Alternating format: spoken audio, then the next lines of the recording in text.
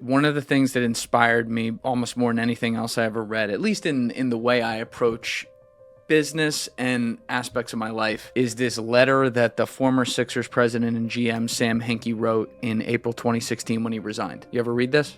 No. It was about 14 pages where it was publicized, but it was addressed to the Sixers ownership, thanking them for the opportunity and going through a lot of things he felt the team had accomplished during his time and the people around him had helped with, and thanking all of them.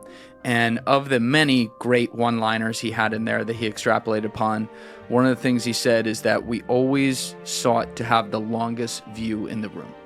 We didn't want to think about, oh, the trade deadline's coming right now. We got to get someone because we're trying to win in April.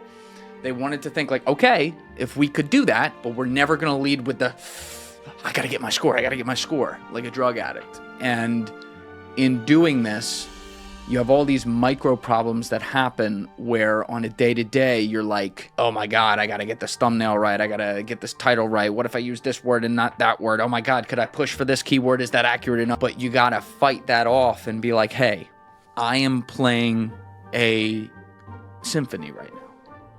And a great symphony doesn't just start boom, boom, boom, boom, boom, boom. It's not like a hit radio song. Great symphony is something that lasts.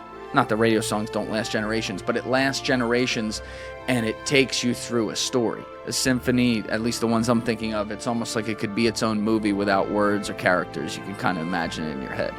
And as you're going through this thing, the emotions by the noise and the sounds change, and there's a lot of downtime that builds up to uptime and climaxes and things like that.